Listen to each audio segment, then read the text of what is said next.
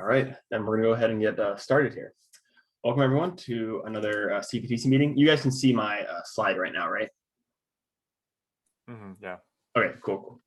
Welcome to the CPTC meeting. Again, we have meetings every Tuesday at 6:30. And this week we're gonna be learning about malicious macros. Somebody talking about like what macros are, how they can be made malicious, and then hopefully we're gonna get into writing our own malicious macros and also working on how to work on evasion techniques from antivirus and stuff so they don't get caught super easily. So some things to know, as usual, any topics you guys want to learn about that you guys feel would be useful to know for the semester, just in general for red teaming or pen testing, you guys can put it in this Google sheet here. I'll actually link it in the chat right now. And then make sure you guys join the Discord and the Slack. By now, I imagine most of you guys are already joined to that. And then for recordings of last semester's lectures, you can check it out on the UFC YouTube channel, but I will be posting a link to the most recent meeting in our Slack and Discord pretty much every week. So you can also find it there. For this meeting, you're not going to need a Kali or Linux VM. You can if you want, but you're not going to need one. What you will need though is some sort of Windows box of some kind, either a VM or just like if you have a Windows host, that's fine as well.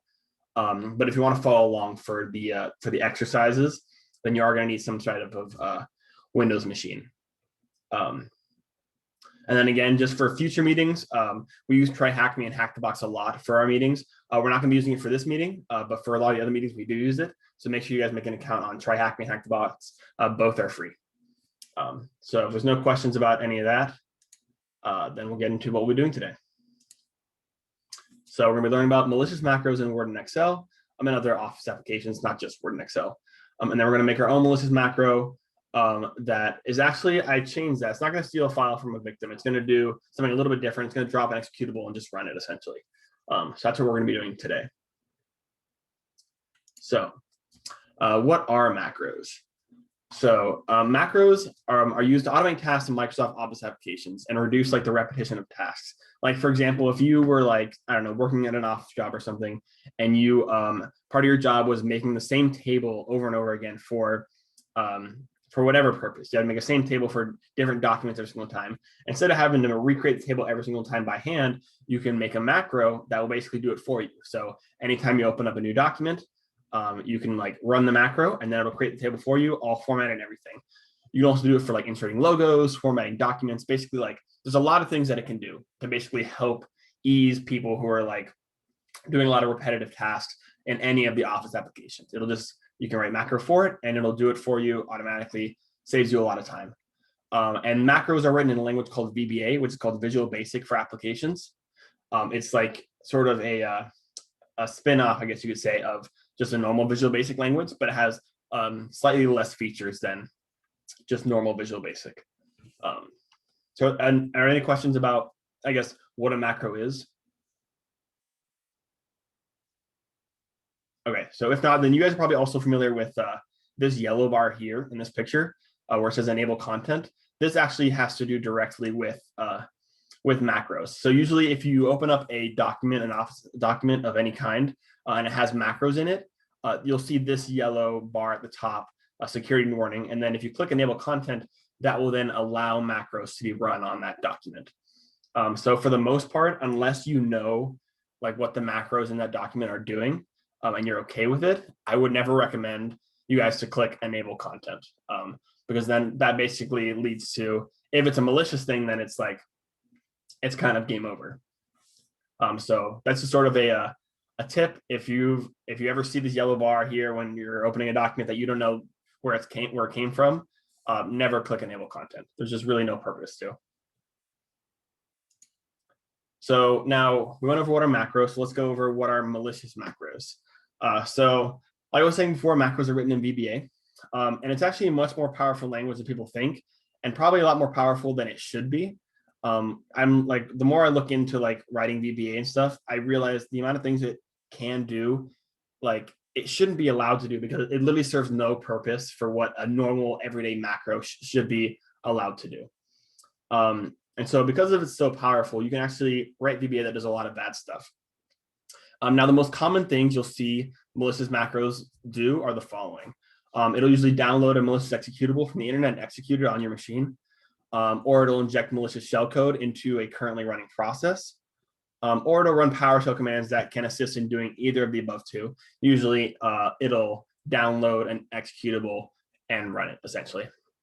So VBA and malicious macros are really the precursor to an attack. It's sort of the first step, right? So you get an email from maybe some guy, and he says, hey, I have, some really cool pictures here. Why don't you take a look? And it's in some sort of Word document, right? So then you download the Word document because maybe you're intrigued. Maybe you got caught by the phishing campaign. You're intrigued, you download it, and then it says, maybe it's like the pictures are blocked by something. It says like, oh, you can't see these pictures until you enable macros. You click on enable content on that yellow bar there, and then it runs that the malicious macros that are inside that document. And what that will usually do for the most part is those three things. The most common one I would say is the downloading the malicious executable. Usually it'll download, some malicious executable to like, C/temp or something like that. Store it somewhere there and maybe call it something inconspicuous like, I don't know, update java.exe or something like that. And then it'll basically run that. And then that executable will have a lot more advanced features for actually taking over the entire system and getting you like a full shell and all that kind of stuff. So those are the three main things, most popular things you'll see that malicious macros will do. However, these actions are thankfully heavily signatured by antivirus. So it's hard to do these things without getting caught. But definitely not impossible using like obfuscation. That's like the main thing right now. Because if you just had like very simple code that just downloaded an executable and ran it in VBA, and you actually send that to like someone, any antivirus worth its salt is going to catch that almost instantly. So to really get around that, you're going to need some sort of obfuscation. So because they're heavily signatured, there is actually a way to help get around that. And that's actually through the fact that VBA can actually call Windows API functions, which again goes back to the fact that it's way more powerful than it should be. There's really no point for why VBA should be allowed to call Windows API functions, but it can. And so there's ways to write malicious macros that don't even need to do any of the above three. If you can write a sufficiently advanced VBA using Windows API functions, then there's no need to download a malicious executable from the internet or inject shellcode or run PowerShell commands, because you can literally just do everything from the VBA itself. Instead of having to download a more complex executable, all the complexity is already in the VBA, which helps a lot with preventing detection from antivirus. So are there any questions about like malicious macros, any of the three things I mentioned here, or any of this stuff here? Is anyone confused by any of it? Because I'll happily go over it. We have time. I imagine this is going to be a fairly shorter meeting today because basically the next thing is we're going to hop right into the exercise. But if you guys are confused about anything before we hop into the exercise, speak up or put something in the chat and I'll gladly answer it.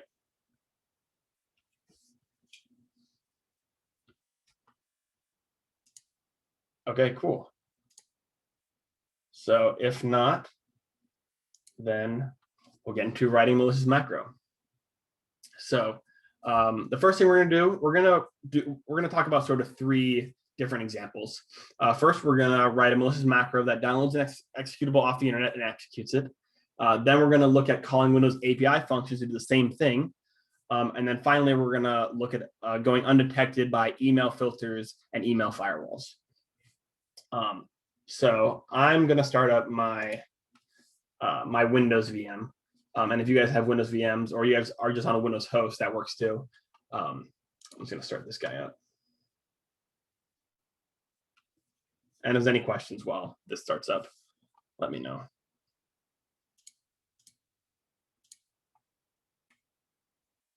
Have you found that any antivirus has caught your malicious macros print, or no antivirus has caught it so far?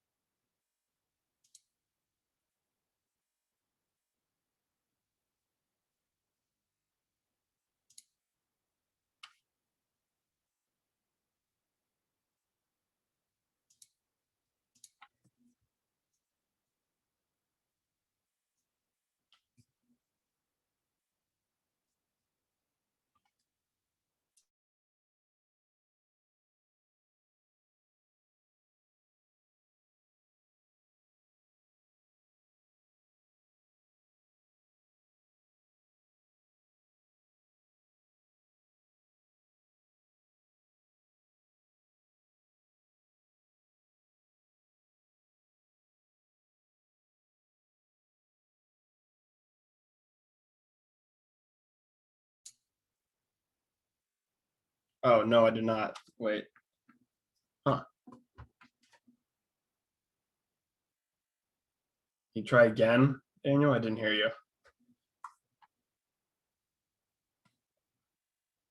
If you're talking right now, I still cannot hear you. Wait, let me see if I can. What is the issue?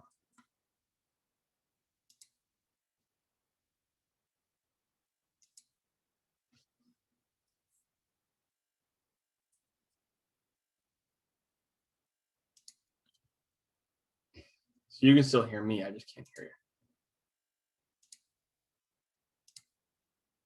you. Oh, I wasn't speaking again.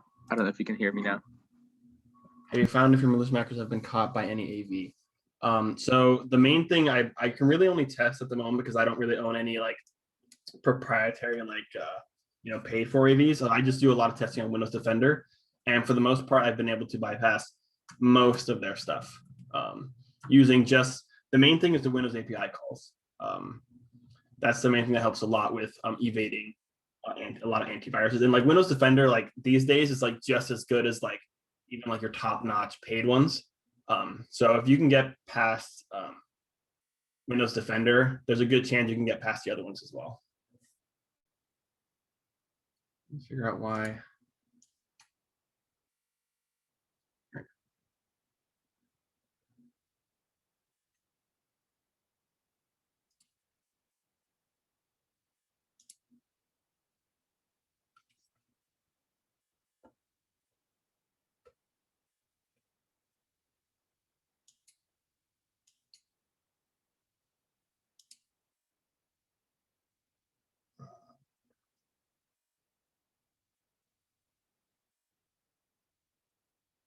Oh, you can't see my screen right now, or can you?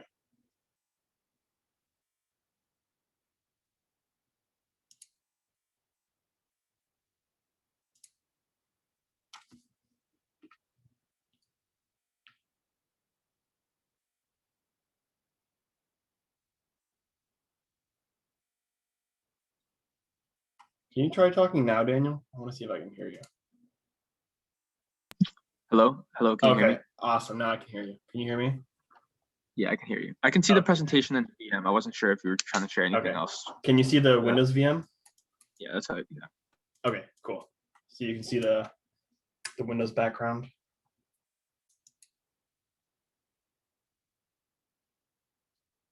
No worries, you're late, Darren. We were just talking about, I guess we're going over Melissa's macros, sort of talking about what they do, and then we're gonna hop into the exercise right now.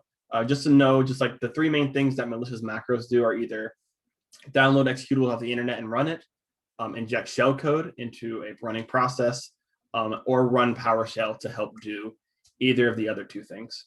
And so we're actually gonna write our own VBA macro to do similar things. So if you guys have a Windows VM or your Windows host up and running, the first thing you guys want to do is actually disable your antivirus, just because for the first few things that we're going to be making here, it's going to get caught. Because I'm not going to focus on like evasion for this meeting. I just want to like a general introduction to writing malicious VBA macros. And then maybe in a future meeting, we can focus more on evasion. But for now, we're going to want to turn off Defender here so it doesn't scream at us.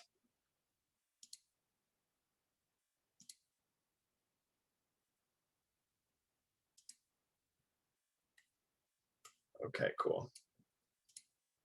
So let's open up Word here. Open a Word document.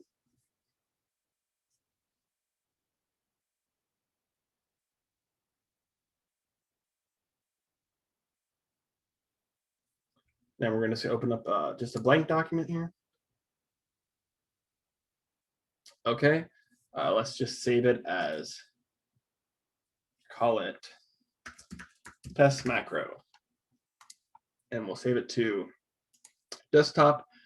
And the extension, we're actually going to save it as a docm. So docm is a macro enabled document specifically, meaning it will run macros in it. The other formats will not, or docx will not specifically. I think .doc will, because it's an older version, but docm will definitely It's specifically a macro enabled document. So we want to save it as a docm file. I'm gonna save here. And now, so we're gonna want to go to developer mode. So I imagine for most of you guys don't have this bar here that says developer. To get that, you're gonna want to go to file, options here on the bottom left. Then you want to go to customize ribbon. And then you want to scroll on this right-hand side here, or yeah, on the right-hand side.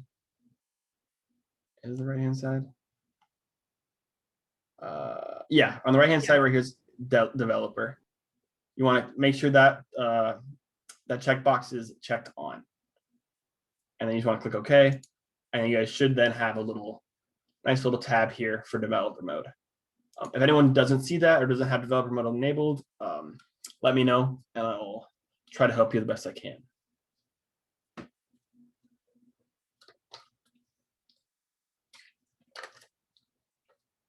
All right. If not, then we're going to go ahead. Where do you enable? Oh, yeah. So to enable that, I went to File, then Options here on the bottom left. Then I went on this bar here. I went to Customize Ribbon. And then right here where it says Developer, make sure that is checked on. And then you just click OK, and then you should be good to go. Yeah, File, Options, Customize Ribbon, and then Developer. Okay, cool. So everyone has that. Once you click on the Developer tab, you're going to click on Visual Basic here all the way on the left to open up the Visual Basic Editor. So it'll open a whole new window here. It's going to look like this. A little daunting, but don't worry, it's pretty simple. I don't really touch 99% of these buttons. All you're going to want to do is then where it says this document, you're going to want to double click on that. And then it'll open up this nice little text editor here. Thank you, Daniel. Yeah, File, Options, Customize, and Developer.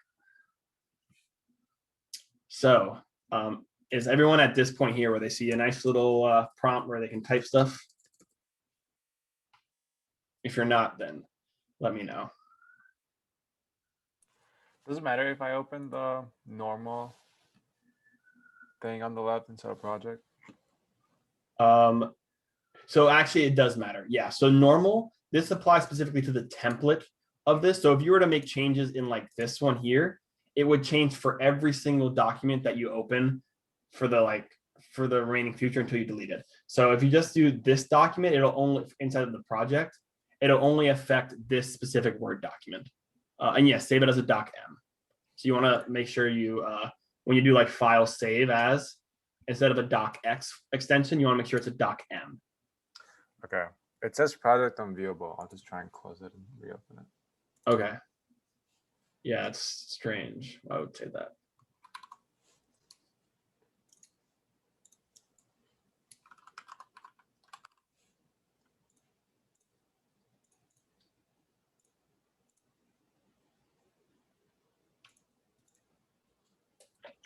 Oh, now it works.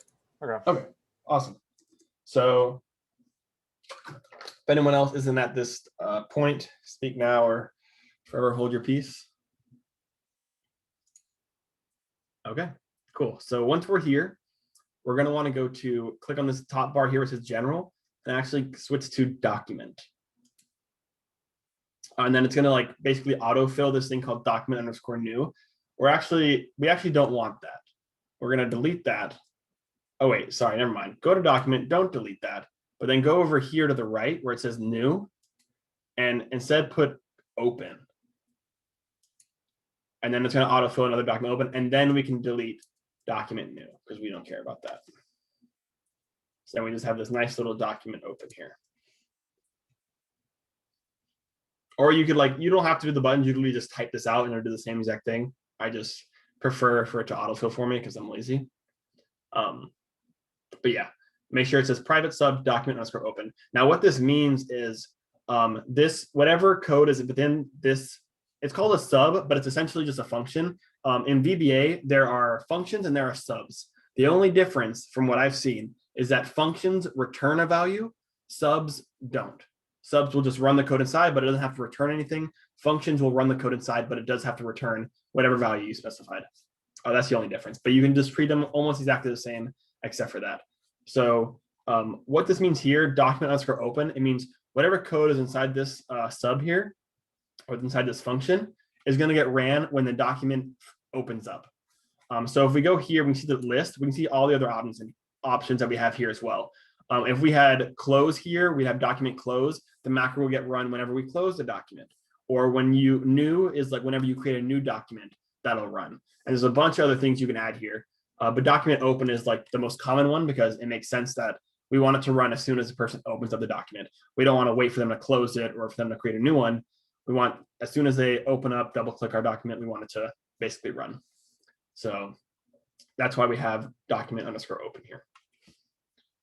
So what we're going to do now for this first exercise is we're going to write a little bit of VBA that's going to download an executable off the internet and run it. Now, what that executable is going to be in our case, at least just to start, is just going to be calc.exe, just to make sure that it works. And because it's like not super malicious, we don't want to break into a computer.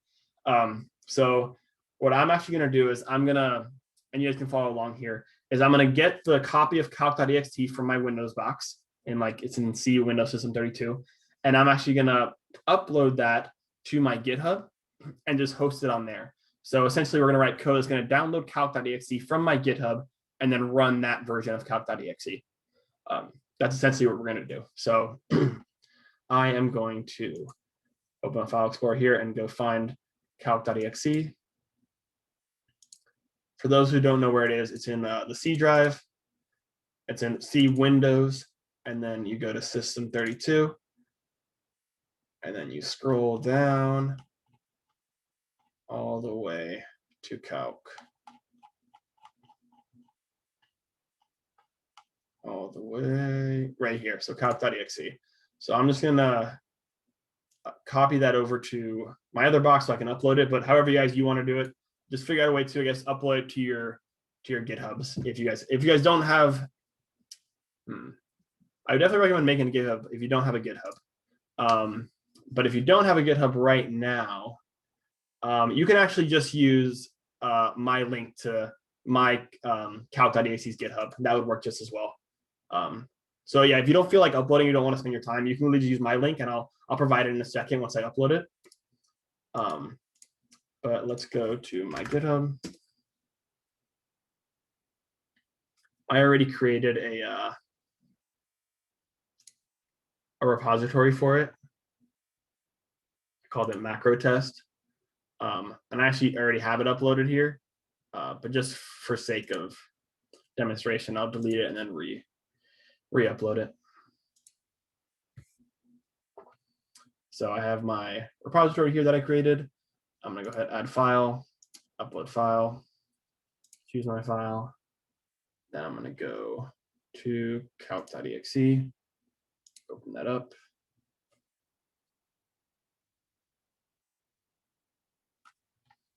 Commit my changes. Okay, so now I have calc.exe and I'm hosting it publicly. So to get the download link for this, I'm just going to click on it, and then I'm going to click where it says download. I'm going to right click and just do copy link location, or copy link if you're on Chrome. I might have missed what you said. So we're uploading calc.exe to GitHub right now because that's going to be the executable that we're downloading from the internet, the malicious executable with air quotes, from the internet and running it. In a real world scenario, it wouldn't be calc, obviously. It would be like some malicious executable that you created using, C# or C++ or whatever. But in this example, we're just going to download calc and then just run calc. But in the real world, you would have, obviously a malicious executable that you'd be downloading from the internet. So that's why we're just going to do calc in this scenario, just because it's, not malicious. All right, so once we've copied that link, we'll go back to our VBA here. And so first thing we're going to do is we're going to work on downloading the executable. So to do that, we're going to do dim. So dim is like almost like declaring a variable in VBA. So instead of doing like, maybe var like you would see in like JavaScript or something like that, you do dim, the name of the variable, which we're going to call x HTTP. And then we can just leave it at that, and then we can do set like this, which will basically set the value of it. But you can also put it all in one line. Just make it, we like one-liners out here. Set x HTTP equal to, and now we're going to do create object, and then we're going to do XML, MS.XML 2.server server XML HTTP 6.0. I'm referencing my notes here because I don't even remember all of it. Like these are stuff that like, so we're creating the objects that's going to allow us to make an HTTP request out to the internet. You don't have to know the exact specifics of like why this and stuff like that. Just know that we're creating an object that's going to allow us to have make an HTTP request, and that's what we've called it. We've called it X HTTP, and then we're going to do dim bstream or bstrm, and then we're going to set that equal to another create object. We're going to call it. It's going to be the adod.b stream, and again we're creating this basically to allow once we download the file, it's being then streamed into actual file location, so all the bytes will go into it, and so we need that object again. Oh, I got oh my bad, I put there we go. So that's the reason why we have to use that. Again, don't ask me why we're like specifically this one. I think that's just like the name of the object that we have to use, but that's what we're doing here. So now we're going to do X HTTP open dot open, and then it's going to be a GET request. And then now we're going to put in the link to the GitHub. So in my case, and you guys can use the same exact one if you want, I'll actually put this in the chat in case you guys didn't feel like putting your own. Feel free to use that link. It'll just download it from there. Yeah, we're going to put this link here. And then we're going to put false. Because I think false is like for, it's for some way. It's like, if you were to Google it, I think, actually, let's Google it. Let's see. VBA HTTP open.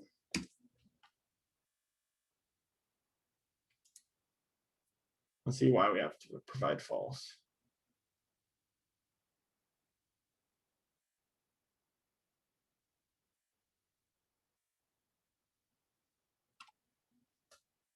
If anyone is stuck at any point, like if I'm going too fast, let me know and I can stop, help anybody.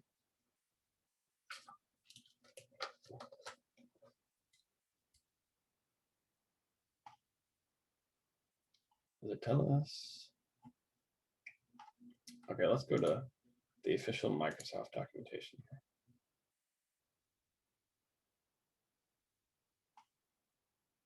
Dueling of whether, okay, so it's just whether it's asynchronous or not, and then username and password, but we don't need that. So okay, just for async, and we don't want it to be async, so we're just gonna keep it at false. Okay, so that's what that means. Cool. Let's go back here. So now that we have that set, we're going to go ahead and actually send the request. .send, and then we're going to do with bstrm. We're going to do .type. So this is like, so the B stream here, which is the byte stream object, we're essentially setting all of its parameters. And instead of doing like this, b.type equals whatever, bstream dot like whatever equals that, we can actually just do the with, and it'll let us just like edit all of it at once. So we can do like that type here equals 1 dot open dot write, and this is where we're going to be actually writing the HTTP response body here. Dot response body, and then we're going to save to file, and then I'm just going to save it to the desktop.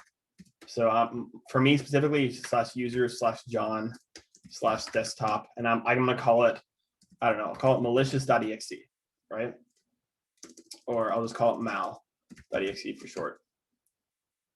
And then we're going to go ahead and end the with here. This is just VBA syntax. Whenever you like have any sort of, you know, an if statement, a with, a for loop, etc., you always have to like end it like with like an end this.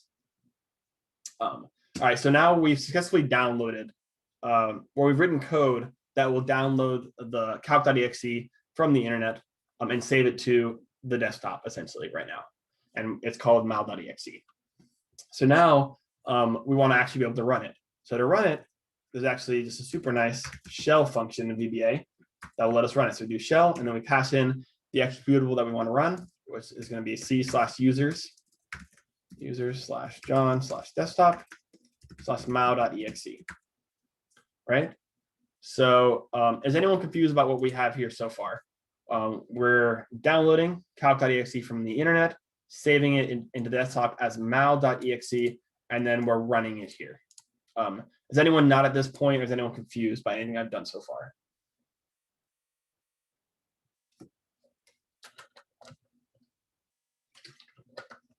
Okay, cool. So if not, we're gonna go ahead and run this, and let's see if it works. It's running, and look at that, it just popped calc.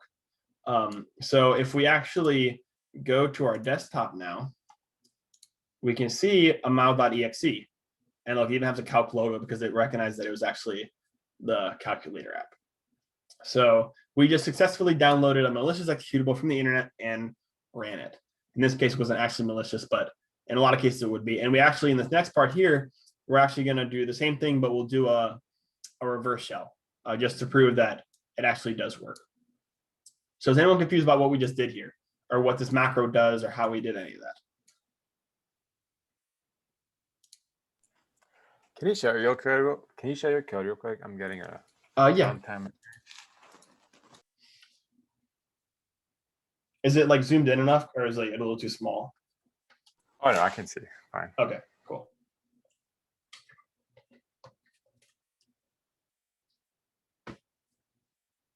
Sometimes it's tricky with the capitalization and stuff because it is pretty case sensitive with a lot of it.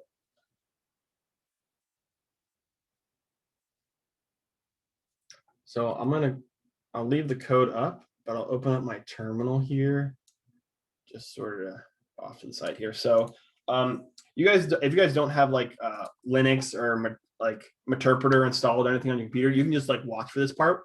But if you do have that stuff, then feel free to follow along. I'm basically just going to create a reverse shell executable and then upload that to my GitHub, and then do the same exact thing where I download it and run it. And then this time I'm going to get a reverse shell on my Linux machine.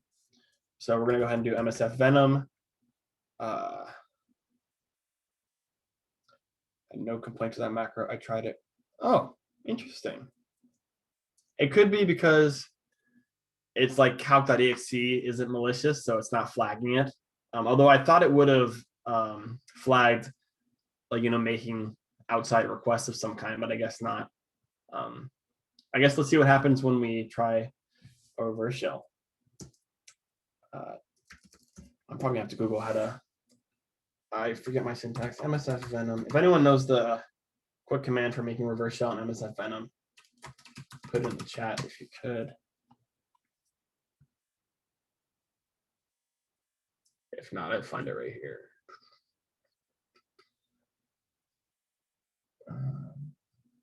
Okay, P Windows shell reverse _ TCP lhost equals, and then it's just going to be localhost, which in my case is 192.168.43.1, I think.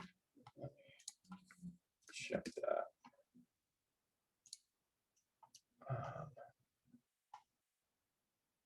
Yeah, 43.1. Okay.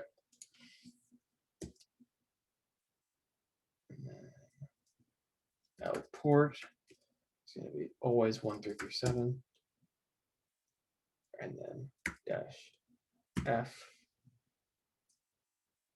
exe, and then we're just going to call it rev shell.exe.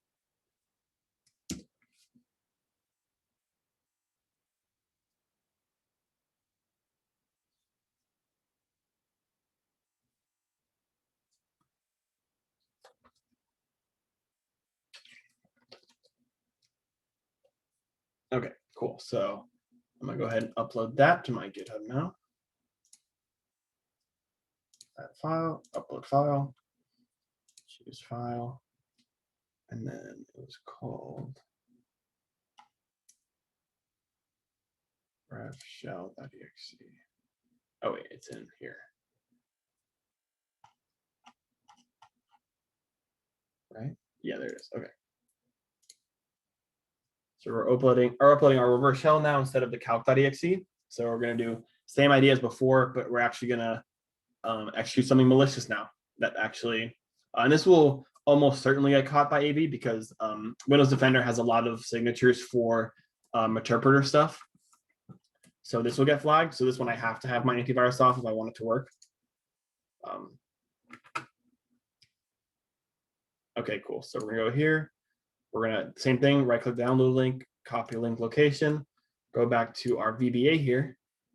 And then instead of the calc, we're just gonna replace it with this guy, which is just revshell.exe. And then again, we'll save it to mal. Actually, I'll delete the current mal.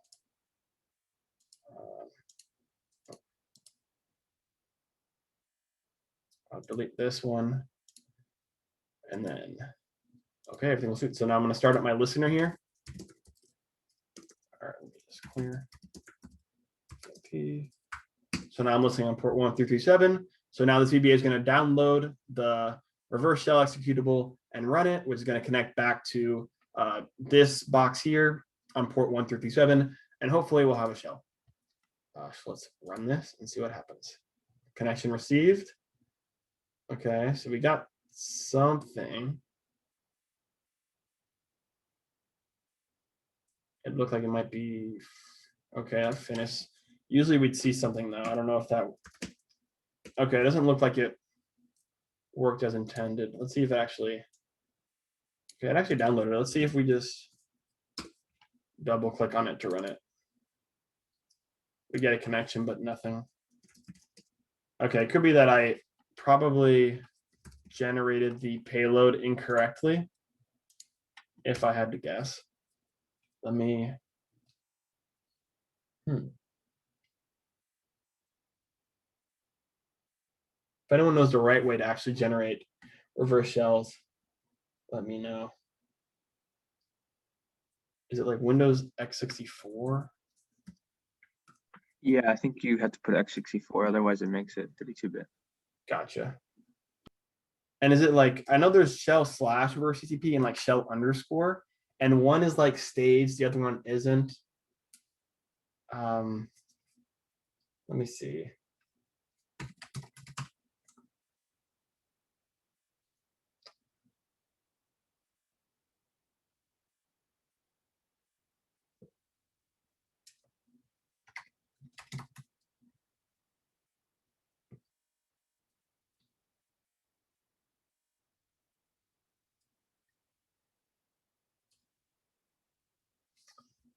Yeah, I think it's, yeah, let's try that.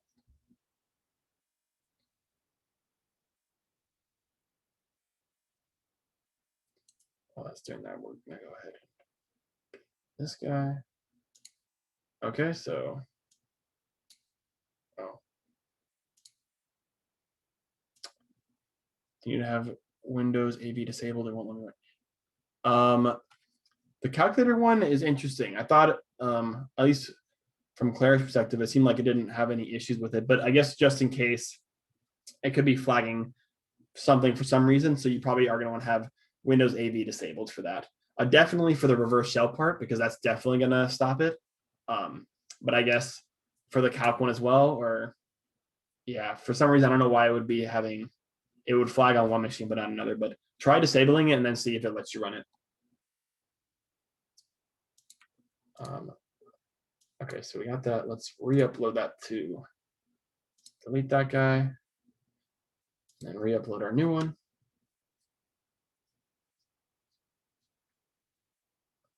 File, upload file. Let's go over here. Open that guy.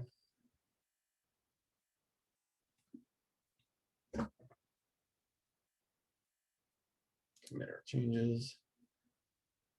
Okay, cool. Should be the same exact link. So let's go back here, and this still seems to be running. So we're gonna go to Task Manager here and stop that guy so we can actually delete it.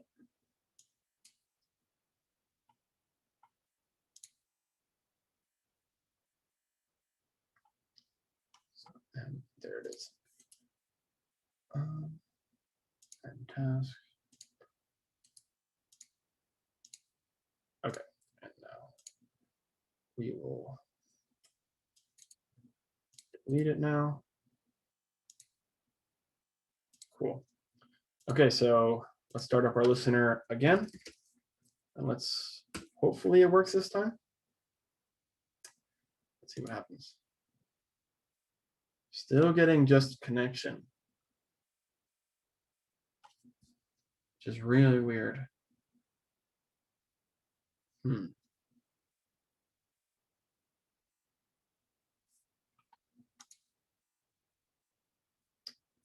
I wonder if I have to like do it from the console.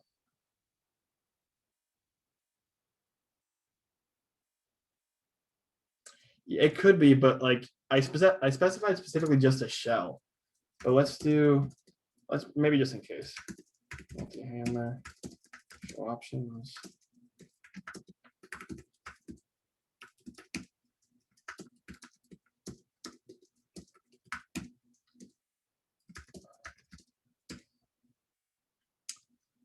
Yeah. So let's run that and then let's see if we get anything this time. Oh, because it's already.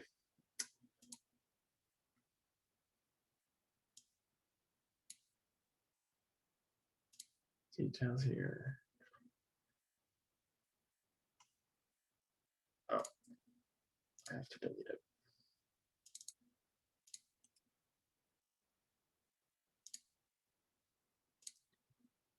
Okay.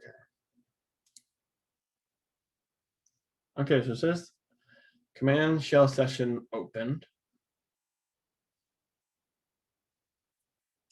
But it looks like it's dying, or we have the wrong. I think we have the wrong payload. Oh wait, never mind. Okay, you're right. There we go. It worked. Awesome. So we have a reverse shell now. As you can see, we have a full reverse shell on that computer on that Windows victim. What it did, we just in a real world scenario, we would have this malicious VBA in a Word document. It would have some juicy information in it, like, hey, click open this for free money or something like that. We would then email it to our victim. They would be convinced. They would download the Word document. We would then want to suggest them in some sort of way that they need to enable macros, either by saying like, you can't view this content till you enable macros, right? And then hopefully they are convinced, they'll click on it, and then our macro will run, which is going to download the reverse shell executable from the internet, from our GitHub. It's going to save it to the desktop, and then it's going to run it, which then is going to give us a reverse shell here. And now we have full control of their desktop, essentially, of their computer. So are there any questions on what we sort of did with these last few steps?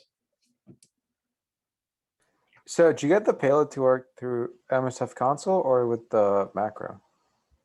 So we got the payload. So we needed to get MSF console to actually get the executable to actually connect back to us, because for some reason I was using like netcat before, but it wasn't working for some reason. But this using MSF console seemed to work because I guess it handles better its own, because since Interpreter generated the executable, it's probably better at actually receiving it as well. So we just use MSF console to receive it. But the VBA is the one that's downloading the executable and then running the executable. And then that executable is connecting back to us. Yeah. So that's all the VBA is doing. So let's exit here. So now let's say, what if again, if you were to have your Defender on right now, it would get caught instantly. So it won't show by default in File Explorer. That's a great point. So there's a lot of ways we can hide the file as well. So putting the desktop would be one of the ways to you don't want to put it in the desktop, because that's gonna be it's gonna probably seen by the user instantly. So you'd probably put it in sli/temp or something, or maybe hide it in downloads or some obscure deep directory somewhere, and then call it something. Again, you could put the dot in front of it so it's hidden from File Explorer. You can also call it something that's a little convincing that it should be there, Adobe update.exe or Java update.exe. There's a lot of ways that you can sort of hide your executables. But let's say again, if you guys had AV running right now, it would scream and it would get caught instantly, because there's a lot of signatures specifically for Interpreter and stuff like that. So one way we can avoid it is what if we just didn't download and execute an executable at all, right? What if we didn't want to, because that's just again, you're making a request out to the internet you're downloading something to disk, and then you're running that. Those three things right there are huge warning flags for antivirus, right? That's going to like very likely get you caught. No problem, Rachel. Have a good day. Those three things are going to get you caught like super quickly.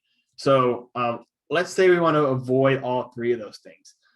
One way is shellcode injection. However, that's also heavily signatured as well. So what shellcode injection would do is that like you would generate shellcode and you have it hard coded here in your VBA code. And then you would just inject it into a process, and that shellcode would do something malicious, like, you know, give you a reverse shell, for example. The issue with that, though, is that is heavily signatured and heavily alerted by a lot of antiviruses and stuff. So, and then again, you have the thing with PowerShell, which is helps do the other two things. And PowerShell, again, will be heavily flagged by a lot of antiviruses. So what if we didn't want to use any three of those things, but still accomplish our goal, right? So let me go back to slides here. So now we're going to try to attempt to do the same thing as before, but using Windows API functions. In this case, we're still going to be downloading executable off the internet, and we're still going to be executing it, but we're not going to be using the, let me go back here. We're not going to be using these simple like create objects and .open.send write save to file, because those ones, again, are pretty common, clear things that can be detected by AV. But if we call the Windows API directly, there's less of a chance of that happening. So we're actually going to do a super simple example. Well, not super simple. It's actually a little bit more complex than this, but it's going to be, it helps a lot with evading AV, and it's a really good learning experience. So for this case, I'm actually going to, because it's actually a lot more code and I don't feel like typing all that. So I've already written it beforehand before this meeting. So I'm actually going to open it up here. Yeah, we'll save that. So I'm going to open this guy. Oh, also a little trick for you guys. If you guys are worried that when you like double click a document that it's going to run a macro, if you double click on it while holding left shift, it won't run any macros. Like it won't. Just a little trick you guys might not have known. So look, it's asking me to enable content because it knows there's macros here. I'm not going to do that right now, though. I'm actually going to go take a look at the code. So developer, Visual Basic. So this is the code I wrote. What this code is going to do is the same exact things that it did in the other VPA, but using only Windows API calls. So it's going to reach out to my GitHub. I can see here. It's going to download the executable, save it to desktop, and then it's going to execute it here. But this time it's only using Windows API functions. And those two functions are URL download to file and create process. URL mon, yeah. Those two, URL download to file A and create process A are the two Windows API functions that we are using. So let me explain sort of what this code looks like. Actually, let's see, I can upload this to the Slack and the Discord just so you guys can just copy it over to your own boxes. So, and you guys have any questions so far while I'm doing this, let me know. I'll just put it here and Control V. Okay, cool.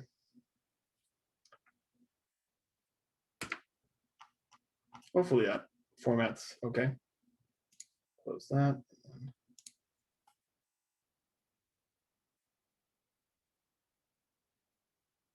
Thank you, Claire. Thank you. It's the hacker theme, you know, the bright green and the black.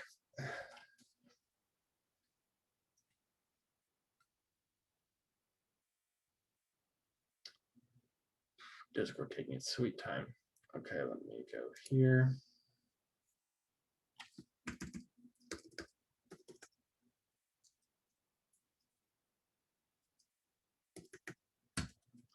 Okay. So cool.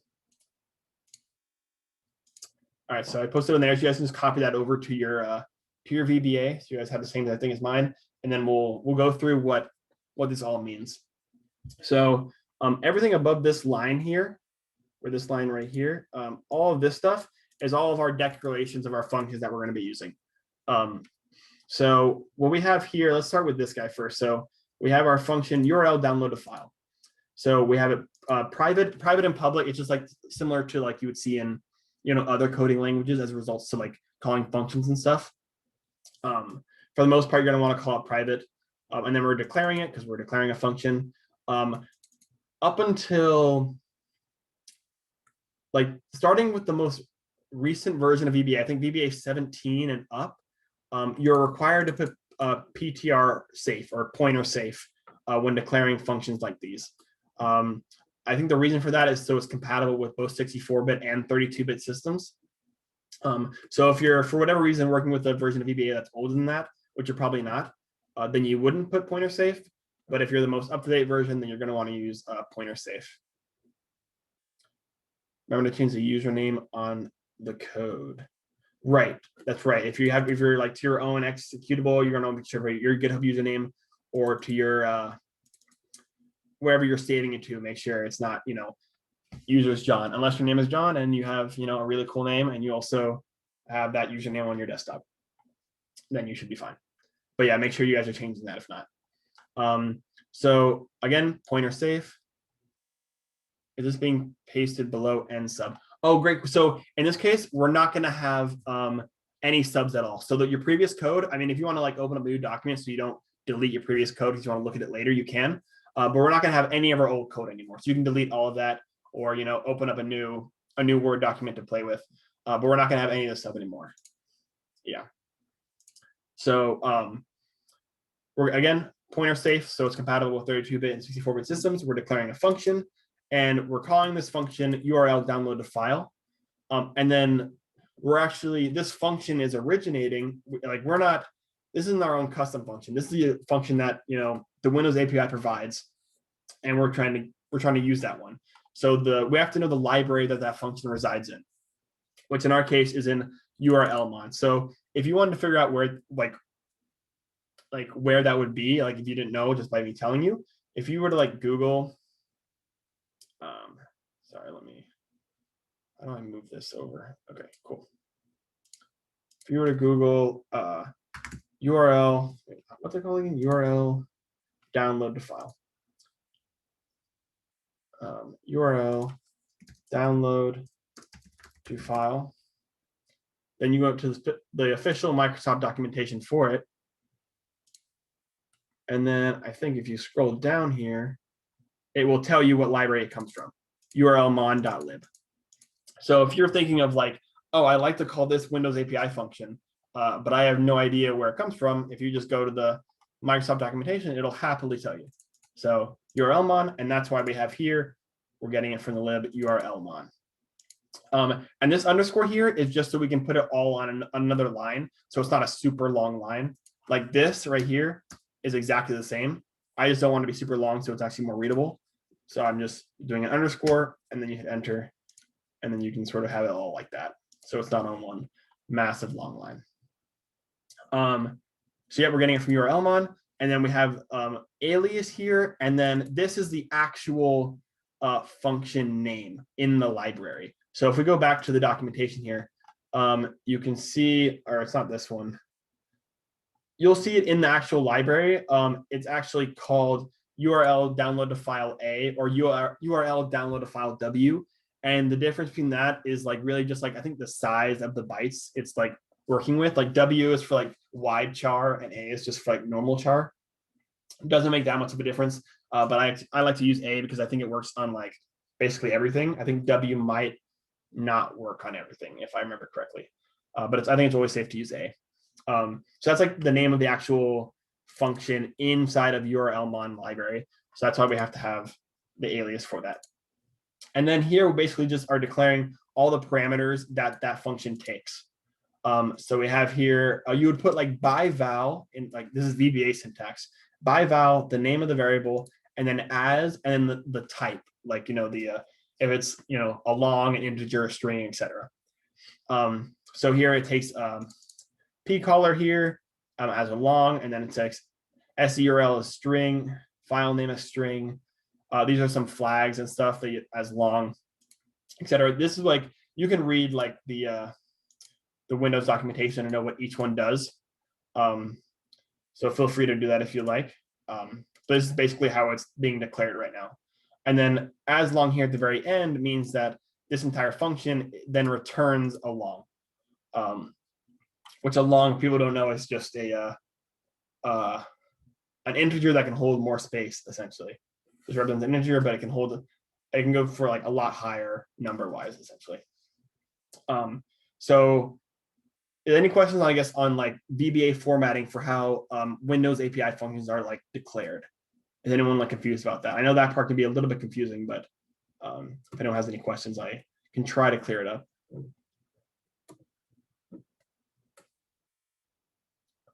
Okay, cool. So if not, we'll go to the next one. Again, another function declaration from the Windows API. This time it's called create process A. We called it ourselves, create proc. You can call this whatever you want. You can call this, bananas, as long as like when you're calling it here, that you make sure you actually call bananas.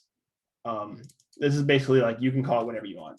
We'll stick with create proc just because it sort of makes sense to call it create proc rather than bananas. So again, private declare pointer safe function. We call it create proc. It comes from the library kernel 32.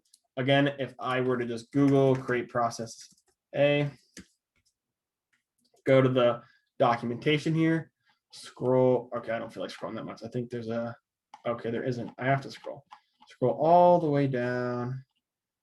It tells us what library comes from, kernel 32. So that's why we have to put kernel 32 here. And then the actual name is called create process A. And these are all the parameters it takes, which is quite a lot of them. Again, I encourage you to read that if you like on your own on the actual Microsoft documentation. It explains it in great detail, much better than I ever could. But this function, just if it wasn't obvious, this function here, URL download a file, takes a URL and downloads whatever is in that URL to a file, right? Pretty obvious. Create process A will start up a process, and given certain parameters, it can start up a specific executable given the path to it. That's what this function, this is what we're going to be using this function for. So there's some parameters in here you'll notice, like the stuff that's highlighted in blue, like here, string, long, etc., are all types that VBA is familiar with, right? VBA has a long, it has a string type, it knows all that kind of stuff. But you'll notice here in this guy, LP startup info as startup info, right? And notice it's black too, which means VBA does not have a type for startup info A. It doesn't know what that is. So we had to create that ourselves. So, and we defined it right up here, private type startup info A. So we defined our own type so that this variable could use it here. And then we basically, this type has multiple attributes to it. And these attributes actually can be understood by VBA because as you can see, it's highlighted in blue. Long, string, long, integer, long pointer. These are all things that VBA actually understands. And so we've just basically use all these different attributes, put it into one private type called startup info A, and then use that for this type here. And then we did the same exact thing for process information as well. You see, we define it right here. It's a lot shorter, thankfully, but it's the same exact idea. So in VBA, like again, VBA it's a limited language in the fact that like it's sort of it's more difficult to do the things you're trying to do, but it's still possible. So if a type doesn't exist, just create it yourself, like we just did here. So any questions on declaring these functions or like having these private types or anything like that? I'll get some water.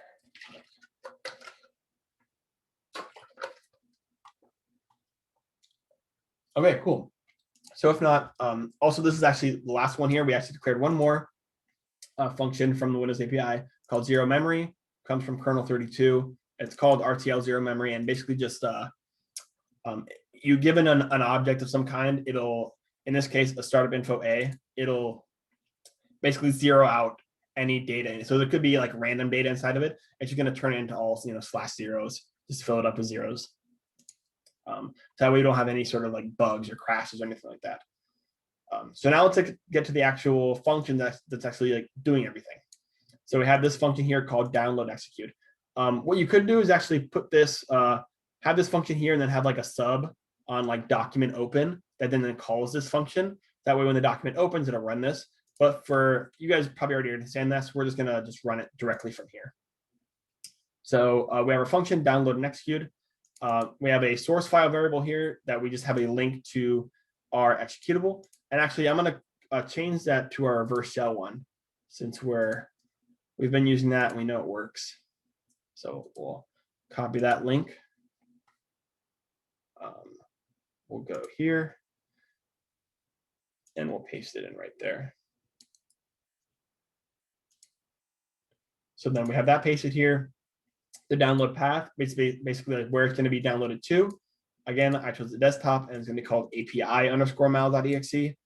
And then this is we're essentially now calling the Windows API function URL download a file, passing it in the parameters that it needs, and then it downloads it. So again, the ones that we care about here is that it's passing in the source file, which is the URL, and then the path to actually to save it to, essentially. So this is what these first 3 lines are doing, is just downloading the executable to the desktop. And now here is where we're actually going to be running it.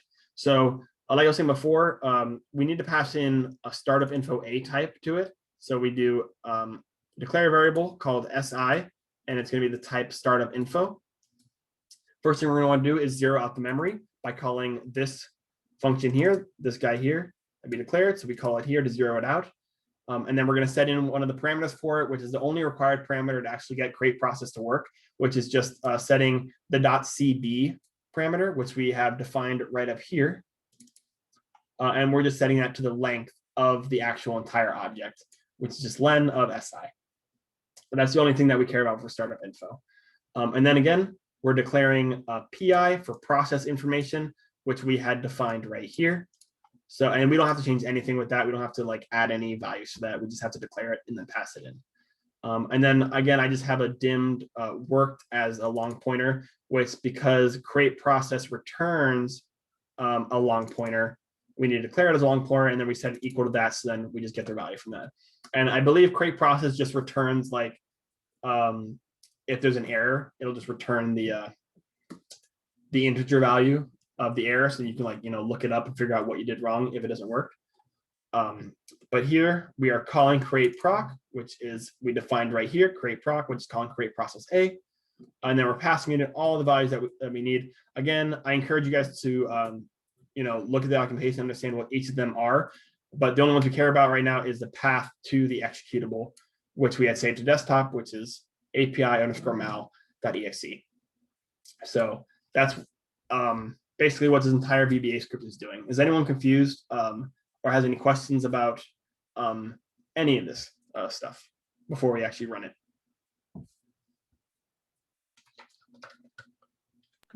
On the zero memory line, did you just like declare S1 as a zero memory and len is just the length of it, or?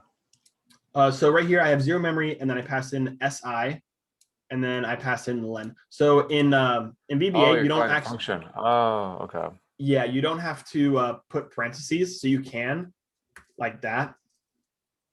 That's essentially what you're doing. But yeah, in VBA it doesn't require parentheses. So if you just have a space, it understands. I forgot it was function. Okay, that makes sense. Yeah. Okay, so let's go back to our shell here, start up MSF console, and then we'll start up another listener, and hopefully we won't have any issues this time. Use exploit multi-handler. Set host. One.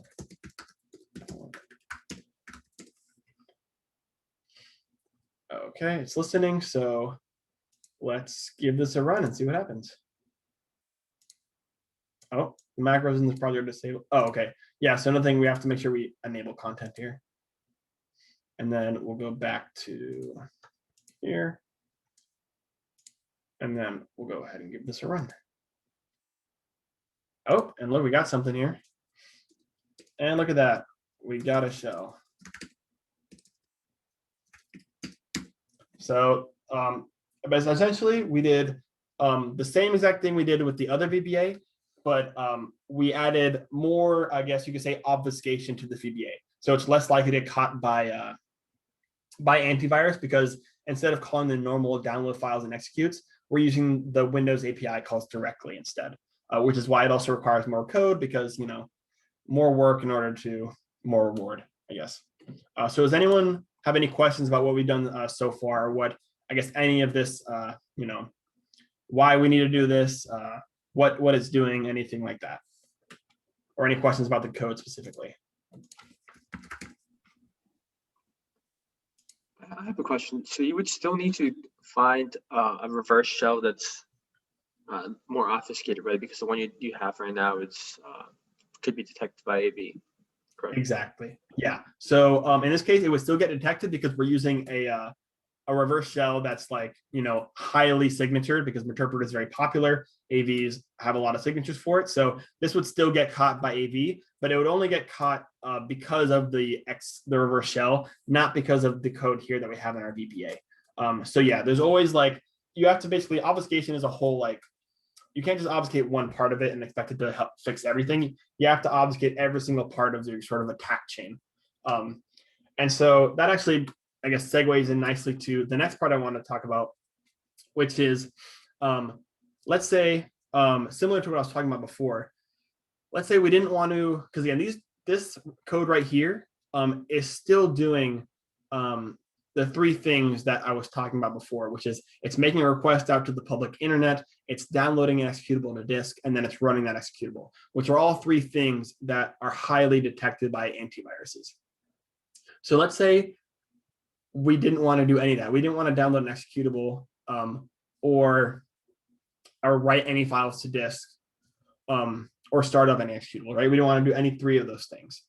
It's actually possible to do everything that this executable here, this reverse shell executable, is doing inside of VBA using all Windows API calls. Because if you think about it, most of this, like this reverse shell, for example, this is most likely written, it's written in C++ or C# or whatever, but it's calling Windows API calls in order to get the reverse shell. So why don't we just call the Windows API calls directly from VBA instead? And that way we don't have to download any executables or like touch disk at all. We can just call all the same functions that the reverse shell is doing, but ourselves. And I actually worked on for the last few months doing this exact thing. And I did like a whole blog post on it, which if you guys, you know, quick plug if you guys want to read that. But here, I'll go to my GitHub just to show it. I won't bother running it just for sake of time, but I'll just show you sort of what the code looks like. So I do a lot of, I'm like getting into a lot of VBA macro stuff recently. So I've been doing a lot of sort of experiments. So if you guys can check out my GitHub, you can sort of see like all the stuff I've been working with. But reverse shell specifically, it's an entire reverse shell written only using like Windows API calls in VBA. It doesn't do any PowerShell, doesn't do any shellcode injection, doesn't drop any executables, nothing like that. Everything is using calls from VBA to the Windows API. So I'll go over it briefly here. So here we just have our, you know, the IP and the port it wants to reach out to for the reverse shell. Then we have, again, all of the private types that we had to declare in order to get it to work. You can see here startup info A was similar because this code actually does have create process because the reverse shell does require that. So we have startup info for that and process information for that as well. But these are all the private functions I had to declare in order to make the right calls to the Windows API in order to get a proper working reverse shell. So we have WSA startup, connect, and cleanup, and then get address info, close socket. All of these functions are related to creating and connecting the sockets, which, you know, you obviously are going to need in order to make a connection out to the internet, out to like the other network, so that you can actually get the reverse shell. And then we also have some error checking here. And then we have the actual create process, which calls create process on just cmd.exe. So I can actually, you know, interface with the command prompt. Zero memory, which you guys are familiar with. We just had that. And then again, another socket related function. And then we have our function here, reverse shell, which basically calls all that. I won't go too deep into it, but this is essentially a fully working version of a reverse shell written entirely in VBA by calling the Windows API. So this is like a really good example, I think, of why, like, how VBA is actually way more powerful than people think it is, and why it probably shouldn't be this powerful. So theoretically, like, you could have like everything that you could have an entire like super complex, like something that would normally be a super complex executable. You could put all of that into a VBA, into a Word document, and like that will help tremendously with a lot of antivirus evasion. Like, I've ran this code here on my host with Windows Defender like fully on, and it's undetected. Like, it doesn't see it at all, and that's because like it has like there's no detections against it whatsoever. So this is just to show like how powerful VBA is. So let's go back here. So any questions on, I guess, calling the Windows API stuff, because it's sort of the last time I'm going to talk about it before moving to the next thing. Are there any questions at all about, I guess, anything we've talked about in the past hour and a half?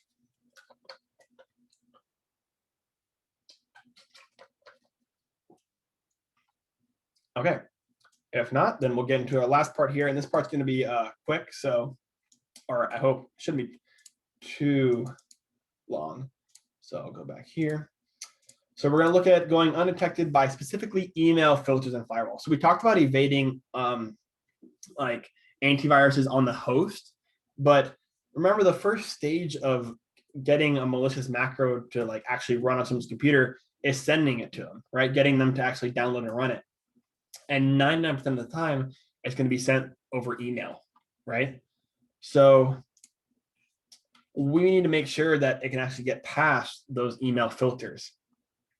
Because a lot of email filters, if it sees like an attachment that's a Word document or an Excel document that has macros in it, it'll either, maybe it'll warn the person, like, be careful downloading this, or don't download this because it has macros, or altogether it'll just like remove it from the email, or it'll just block the email because it has macros in it, right?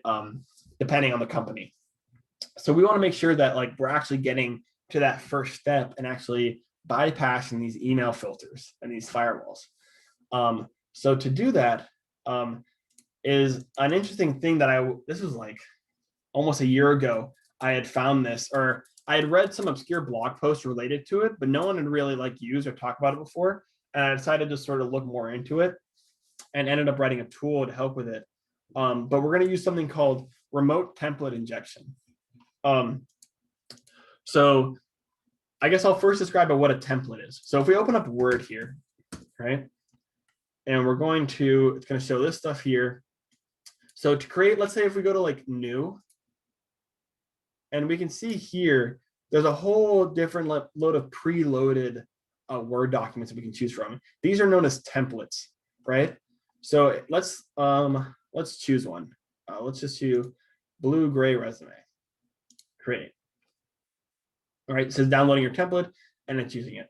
So this is a template that we can use specifically for resumes. It doesn't really matter for us, but this is a template, right? Now, if we were to, let's save this now, right? I'm going to save it as, let's call it template test, and then we're going to save it to the desktop for easy access. Okay, so we have our template test here. Now, what most people might not know is Word documents are essentially just zip files. They're just like, I guess, hidden and manipulated in a way where it makes it look like it's a Word document, but it's actually just a zip. So if we right click on here and do rename, and we change the extension to .zip instead of .docx, we confirm, it turns into a zip file here, and we can actually extract the contents of the document. So extract all, extract there. And look, we have this nice little, these are the contents. This is what makes up a Word document, right? It's just a zip file with folders and file contents and XML and all this stuff. So that's essentially what makes up a Word document. Now, let's go into this word here. And then we're going to go to the word folder and we're going to underscore rels. And then we're going to open up this settings.xml.rels. And I'm going to open it with Notepad, just because it's easier to read that way. And we have this long sort of line of XML here. If we start reading it though, you'll see right here, relationship ID RID1 type, and it looks like it's making some sort of request to an attached template, and then its target is a file that's being saved to C users John app data local Microsoft Office 16 random ID letters stuff, and then win32.x. So this is actually where when we created a new document and made it from that resume template, it was pulling it from here, this win32.x. Or I guess it was because it didn't originally exist on my box, so it downloaded it first from here and then saved it to there. But anytime I open it up in the future, it's just going to pull it straight from here, right? And then it's loading up the template. Now, what if I wanted to make my own template, my own malicious template that would then, when someone opens up the document, it pulls down that template from the internet, and then that now contains my macros. So if we change this guy here, this whole long thing, right? This whole, wherever file is, right? If we change this to, HTTPS : I don't know, evil.com / malicious.m, right? .m is the Microsoft's template format extension, essentially. It's specifically for macro enabled .m. So if we have this right now, and if we save this file, right? Save this, close it, close this, and then turn this back into, or zip it back up, turn it back into a normal document, and then open it up, it will attempt to grab, it'll reach out to evil.com and attempt to download that malicious template and then run whatever macros are inside of it. So this is one way that actually helps bypass email filters. Because if you think about it, if I go back here, let's say here, I'm going to zip this back up again, right? And then I'm going to rename this to .doc, .docx. Yep. And look, now it's just a normal document again. If I were to send this to someone via email, right? At the current moment, this document has 0 macros inside of it. It has none. All it has is deep down in the settings is some reference to some URL, right? But that it doesn't know that at all. It has 0 macros in it right now. So if I send an email to someone with this document attached, it's going to bypass any email filters because the email doesn't see any macros because there aren't any on it right now. But as soon as someone downloads it from their email and then double clicks to open it, it's then it's going to reach out to the internet and grab the .m and then run it. So this is a really handy way to bypass any sort of email filters, and it's it's very simple. All you have to do is just change that that parameter in the settings to your URL, and it'll basically download it and run it for you. So I'm actually going to I'll delete this and start up a new one here, but I'm going to create Word here. I'm going to do just a blank document. I'm going to go to developer here again, and I'm going to write some Visual Basic. Go to this document. Again, we're going to do go to document. I want to do it on open, not on new. And then we're going to do, just for example purposes, we're just going to do nothing malicious. We're just going to do a message box to pop up when the macro runs. So we'll do message box, you've been hacked. Right. So now to test that, if we, all right, we're going to save this here. Actually, we'll save it first to desktop again. We're going to call it, I'll just call it hacker And then not docx, we want to make sure it's saved as a .m file extension, which is going to make it a template, which is what we want. So .m, we're going to save it to desktop here. Click save. And now we'll run this to make sure it works. And look, it pops up a nice little message box here. It says you've been hacked. Awesome. So we know that this macro works. We can now close this guy. And we can close him. And now we're actually going to upload this .m template file to our GitHub. And then we're going to create a new Word document and then inject the link to this template file into that document. And then once we double click to open that document, it's going to reach out to the internet, pull down this template file here from the internet, and then run it. And then we'll be able to see a nice little message box. Is anyone confused about, I guess, what we're trying to do right now, why it works, sort of why it helps bypass emails or anything like that?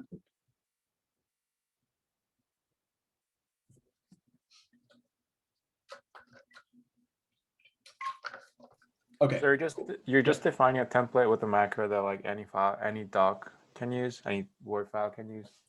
Exactly. So this is just like a .m is just a template file, so it can be used for other Word documents to create it off of that. And then it's just going to have, we preloaded it with some macros. In this case, it's just going to pop a message box. Yeah, exactly. So I'm going to go ahead and upload this to my GitHub here. So let's go back to my GitHub.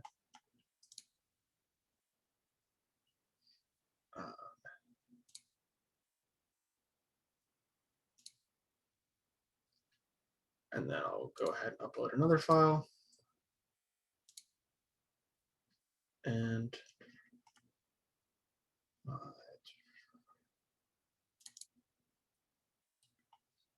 there it is, my hacker.m.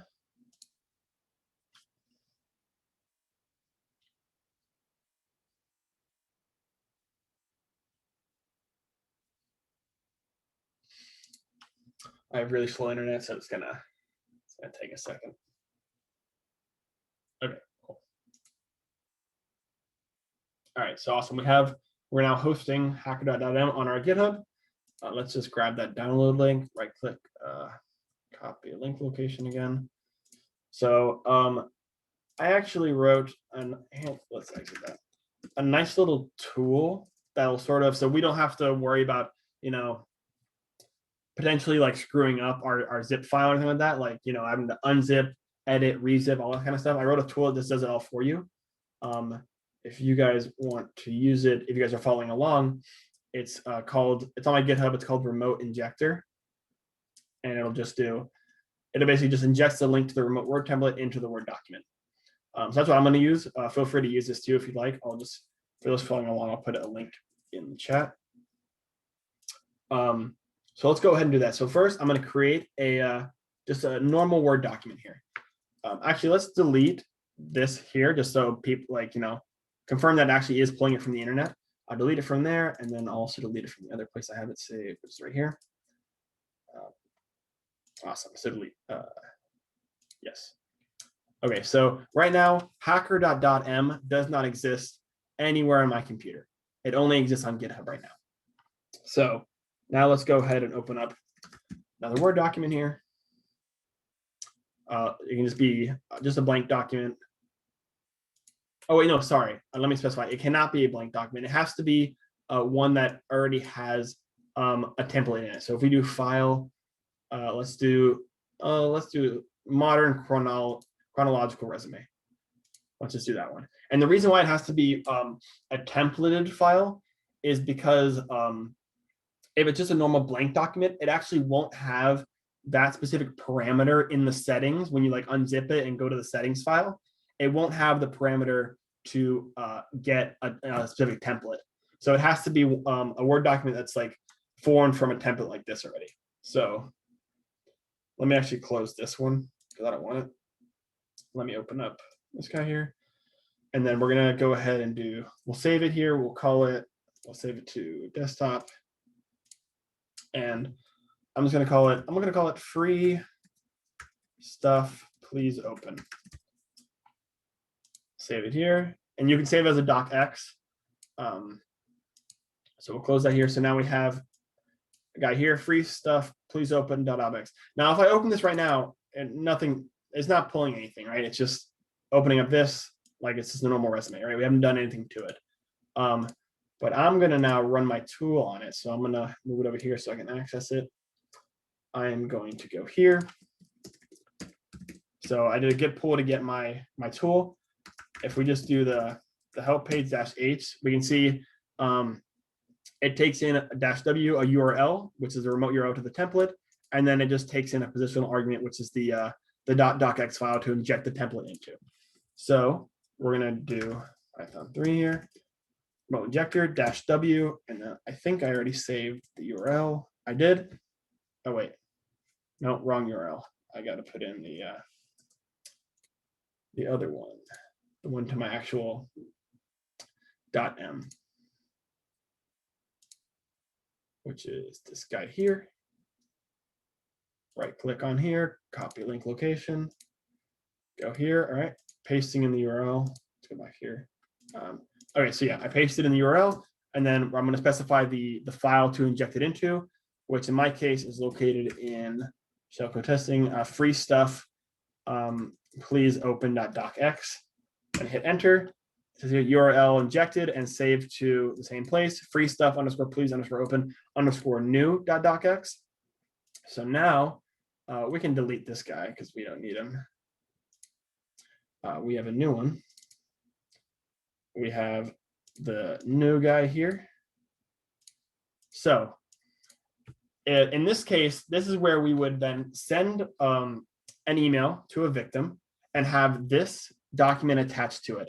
And again, at this moment, this document has no macros in it at all, right? But as soon as we double click to open it, it's going to pull the template from the internet, which is in our GitHub, and then it's going to run those macros, and that's going to pop a message box. So let's see if, hopefully I did it right, and let's see if it works. Double click, starting up. And look, now all of a sudden we have enable content here, right? Before we didn't have that, but now it's telling us to enable content, meaning it has macros in it. So now we click enable content, and boom, we now have the message box, you've been hacked. And if we go to developer to look here, we can see, boom, now the VBA macro, it now exists there because it downloaded from, you can even see here, it downloaded from the template hacker.m. So this is a really nice way to bypass a lot of email filters that are checking for macros, because if you send it like this, when it's being sent, it has no macros in it. It only downloads the macros once you double click it. Does anyone have any questions on, like, I guess, how this works, why this works? This method is, for those who don't know, is called remote template injection. So if anyone have any questions on, like, I guess, why this works, how this works, if anyone was following along, got stuck on any part, I'll gladly help. So yeah, if there's any questions, let me know.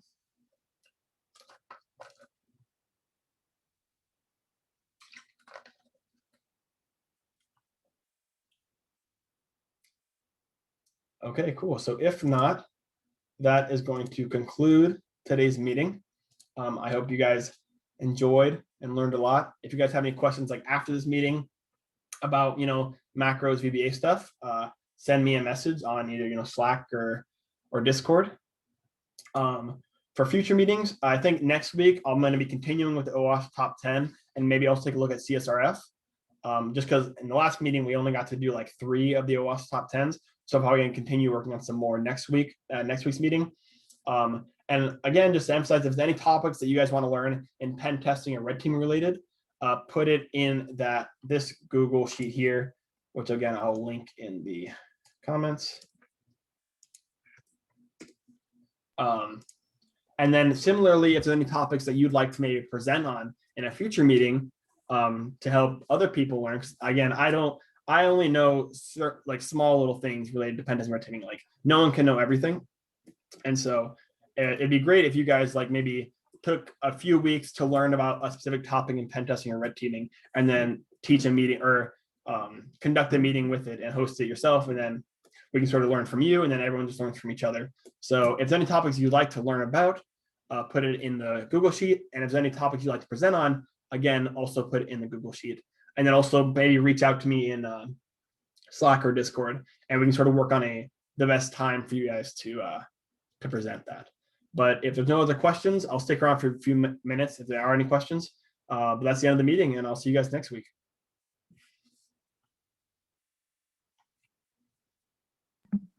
I do have a question. What is your future work on this topic? Do you plan on building more onto this? Yeah, so recently, I think it was a couple weeks ago, I had just finished working on the reverse shell I had mentioned. I'm probably gonna continue on that and see, I guess, what kind of tools I can replicate that already exist, but write it all completely in VBA. So something that I've worked on so far is the reverse shell. I've written a process dumper all entirely in VBA. And I think next I want to look into like Kerberos stuff. So maybe like a VBA macro that like just does like Kerberosting and stuff like that. That's sort of where I plan to keep going with this. It's just like how advanced can you make VBA so that like you no longer require executables at all. Cool. That's really cool. You can stop recording now too. I don't know if everything. Oh yes, thank you for reminding me that. Yeah.